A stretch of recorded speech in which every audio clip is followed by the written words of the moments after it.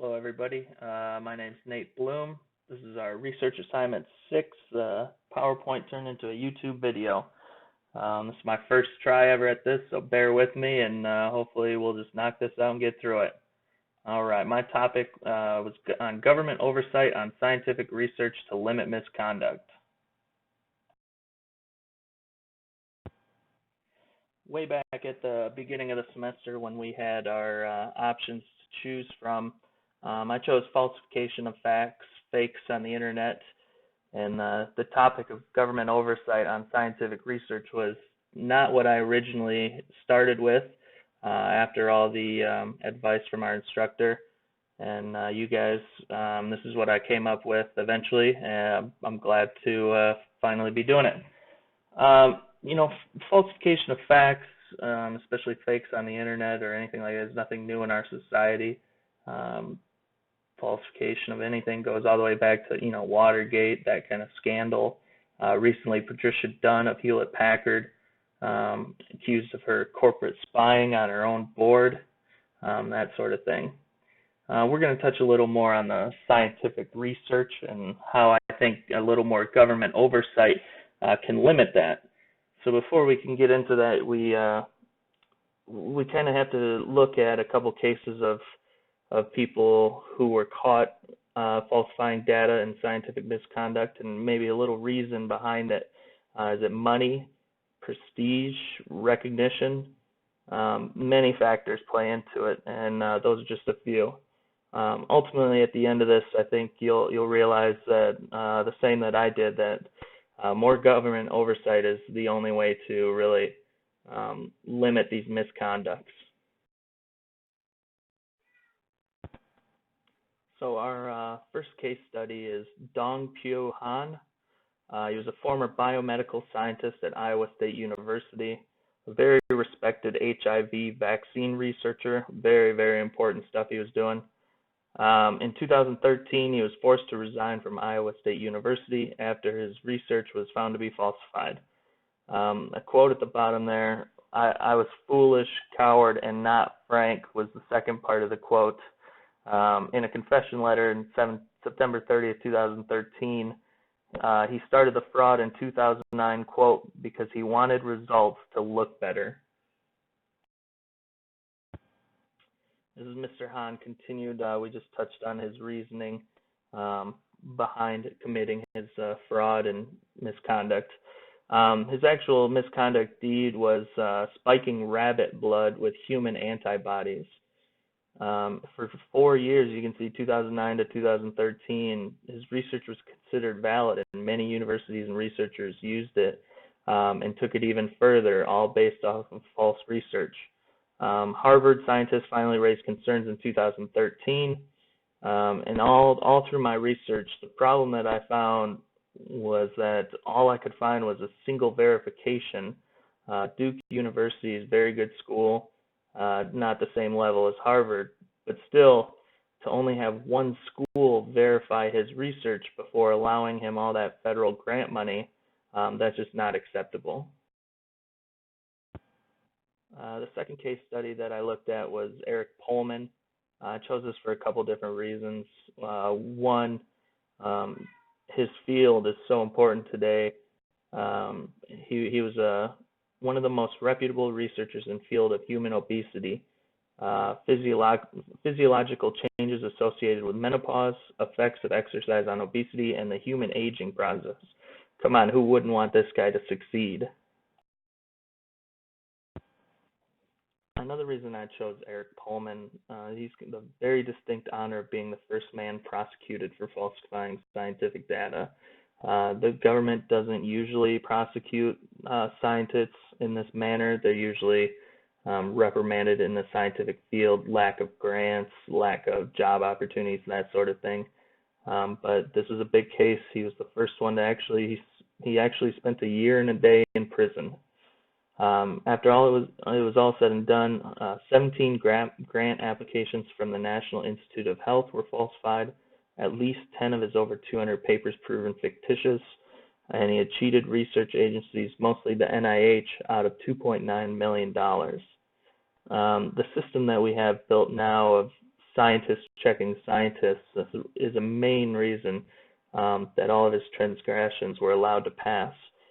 Based on reputation alone, he was allowed to do whatever he wanted. A lot of his own researchers that worked under him never even had the courage to turn him in, even though a lot of them were pointed out as noticing errors and wrong doings on his part.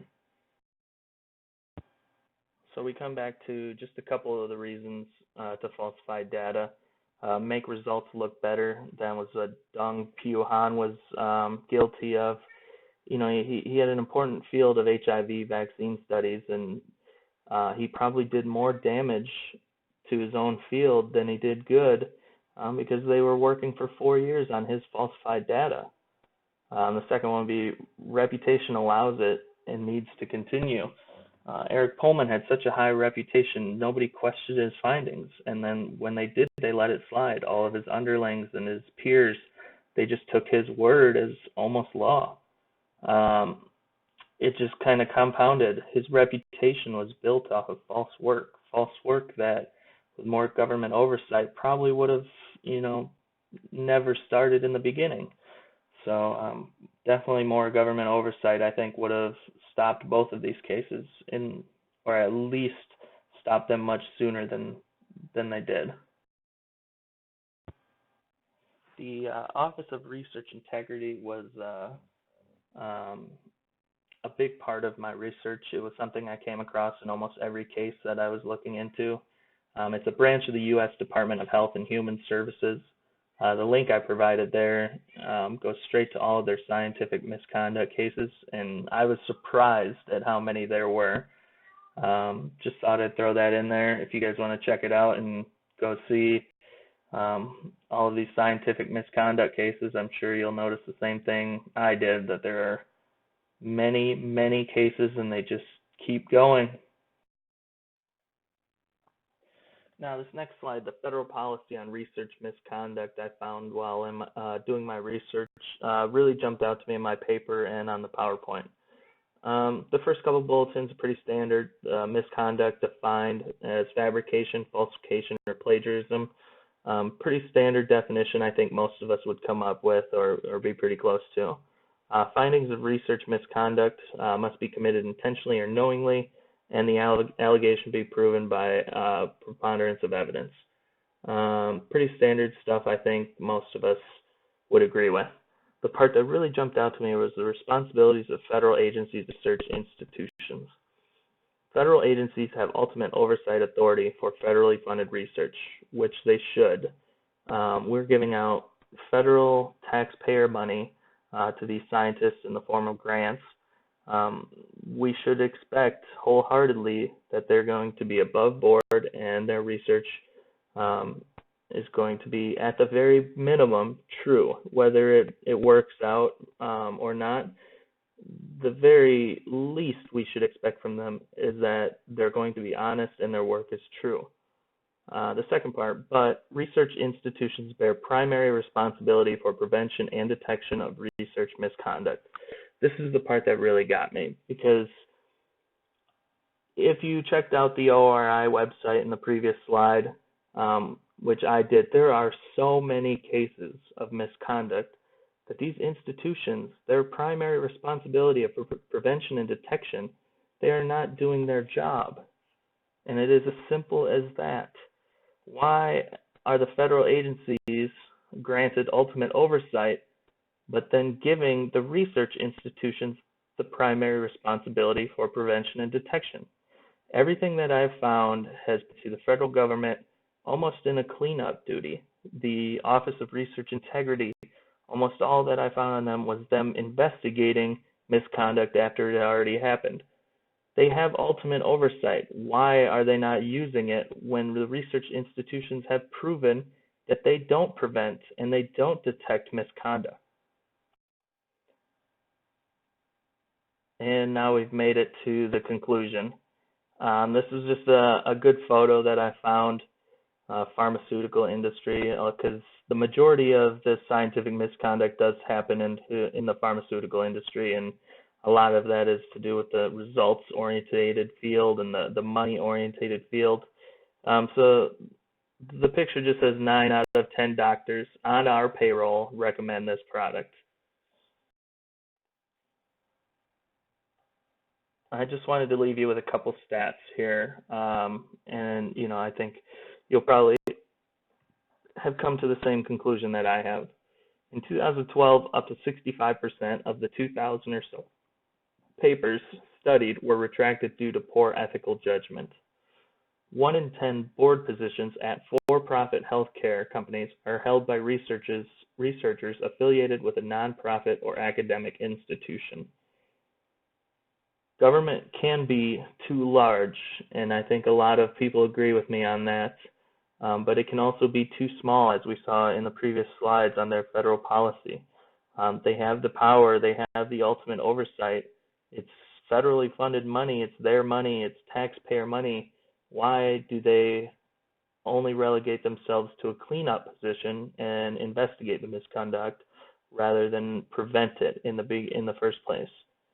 A lot of this, the problems in the scientific misconduct stem from private funding overtaking federal funding, but that's a whole other discussion. The scientific community and the federal government never have been best friends, but there comes a point where things get so bad, we need to fix it. And I've seen from everything that I've seen with the more arrests and the more prosecutions from the federal government, it's going to be up to them to change policies to get everybody on the same page and get everybody back into a helping mentality and doing their job mentality rather than just a money and results mentality. And that's everything I got.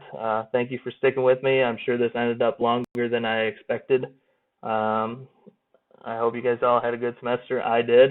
Thank you, and good night.